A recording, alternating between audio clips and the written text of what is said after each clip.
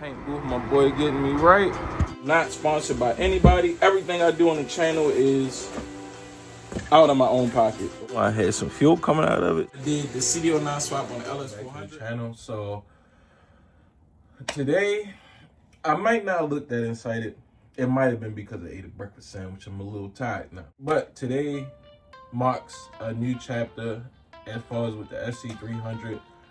With the YouTube channel and with my life in general, just because we taking the SC300 to like the next level, and today starts, I would call it like the first day of like the major modifications. And what I mean by major modifications, I'm about to get the car towed to the paint shop to get the engine bay painted, get it all nice, sanded down, nice and neat, nice and clean, because that was one of, I would say, like one of the few things that I found bad with the SC300 build. If you've seen in the past videos, I always like, one time I sanded the whole bay down. I just used rattle can spray paint. In like the winter time, it was like freaking 40, 30 degree weather. The paint came out decent. Well, the rattle can came out decent, but after a while it started flaking and all that good stuff because I didn't know what I was doing. I'm not a body guy. I'm not a paint guy. I can sand, I can wrap. But when it comes to like paint and proper ways how to do it, that's just not me. Sure, the tow truck is on its way here now. We have to go out here. We got to swap the wheels around off the SC300 because I don't want to leave my SSRs on the car while I was at the paint shop just sitting, because, you know, it's one of those, anything can go wrong. And those wheels cost like a lot of money and are very, very difficult to replace. So let's go ahead, let's get out here, let's get these wheels swapped out. And I can show you, I guess, what the rest of the SC looks like, because I pulled the harness. Everything's out the engine bay that I can actually take out. The brake booster is still in there because I don't have the e-brake, so you know we gotta be able to stop the car or whatnot. And yeah, that's pretty much that's the only thing that's in the engine bay, so you know, like the steering rack or whatnot. So let's go ahead, let's get out here, let's get these wheels switched out and just wait for the tow truck. This is how the SC300's just been sitting under a car cover in my way, because this is where I actually work at. That is the homie Lauren's GS300. That is the TJZ GTE swap that we worked on not too long ago. I did like a review on the car. Like I said, I didn't do that swap. That car was already swapped when he got it, but it is in for the vinyl wrap, and as you see, I sanded it smooth. I just gotta wash it now. I was gonna wrap it today, but the weather didn't look the best today. So I just decided, look, so you can see the wind blowing. It's not a real good day to wrap. Just not as far as temperature wise, but because, you know, it's like windy and whatnot.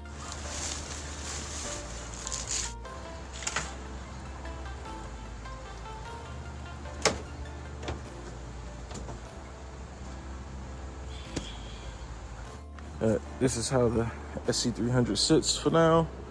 It's like dirty. I didn't even clean it because he's gonna sand everything down and spray it. So I'm like, he might be a little upset when he sees all that. And we did have like a slight oil leak. I think it was more so fresh because all that stuff looks like old, and like all that stuff on this part, it was like from the heater core hoses. But you see it's all scratched up. I'm not expecting, you know, the best of the best as far as right there with the dents. But all this should be nice and even and cleaned out and sanded and nice once he finishes with it. But man, this is a step. I never did this before, but this would be cool.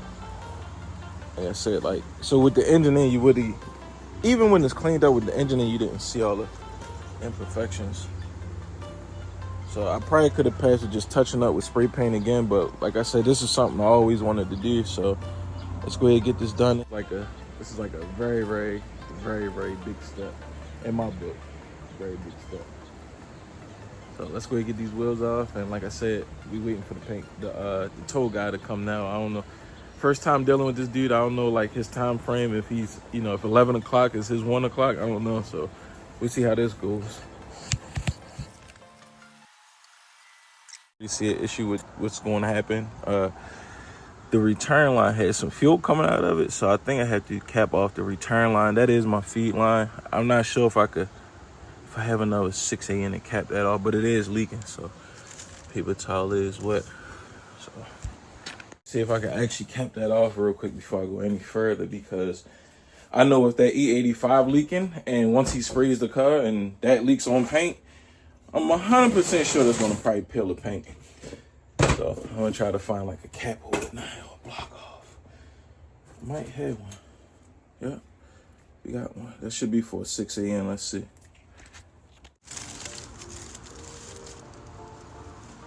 Alright, FP. I still had a flex fuel sensor on, so this looks janky just because I was going to change a lot of it up, but let's see if we can take this flex fuel sensor off real quick.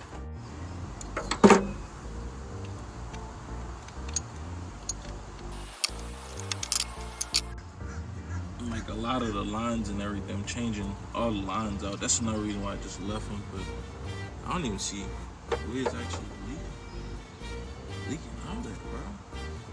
We just plug it.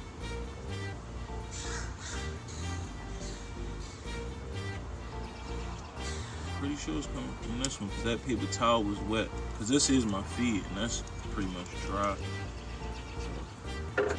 Maybe it was just from when I originally took the mold out, you know, just fuel sitting in it. Who knows? But with this in, I don't gotta worry about it. That shit hold. So we got the wheel switched out. You can't see it. The tow truck is here.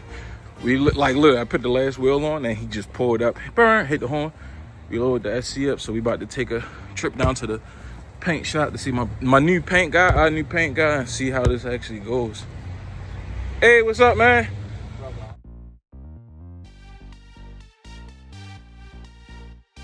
I'm YouTubing it too. That's paint booth, my boy getting me right.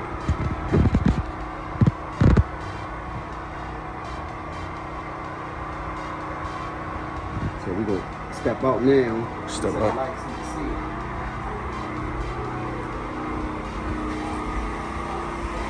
That's Gucci. So if you see it, the sun not out, but if you turn your light on, you can see all the glitter in there. Oh yeah, it's flake in it already. It's flake in it already. Cause this for the purple Monte Carlo out front. But that's why I was asking you. You know what I mean? That's why I was able to do discounted price because. Yeah, no.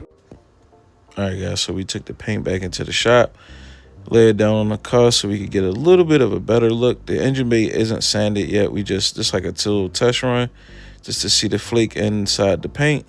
But it looks good to me. It's like a purplish gray color. I'm loving it. I'm loving it so far. So, yeah, just a little sneak peek of what we got going on, y'all.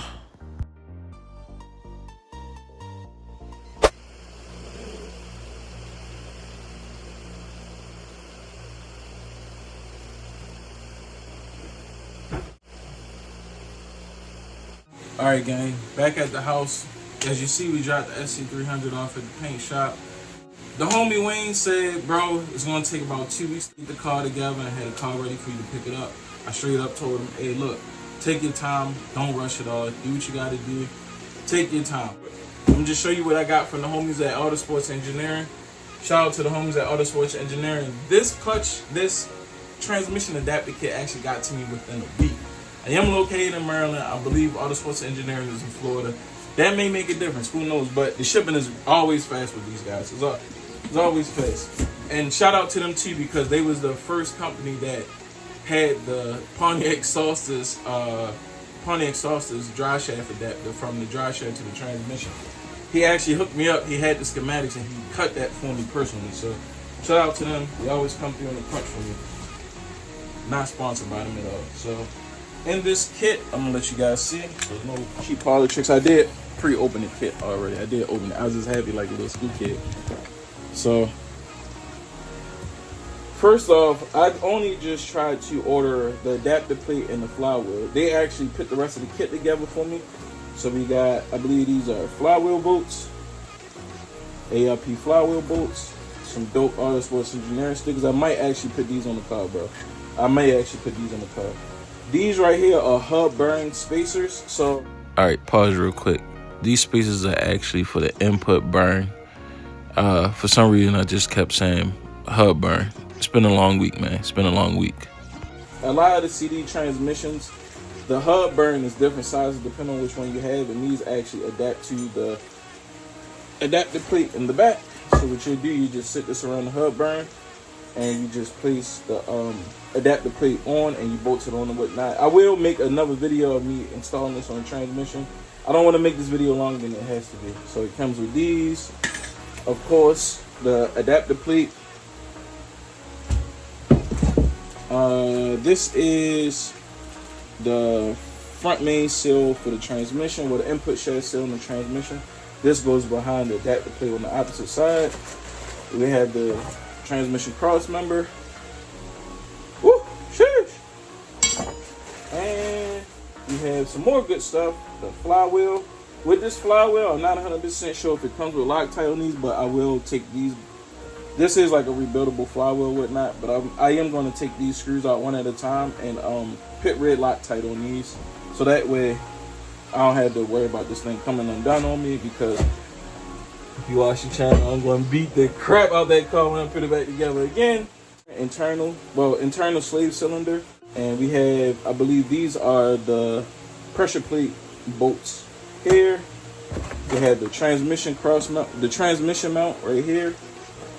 And these are all the bolts that you're going to need to adapt the transmission adapter plate to the actual CD09. So it comes literally with everything. Like I said, I tried to only order this, and I believe the transmission adapter, and they actually put the rest of this in the kit for me. So that way, I didn't mess up and order the wrong stuff. Well, not the wrong stuff, but not everything at once. You know, had to keep going back and forth. So shout out to those guys at Autosports Engineering for that one.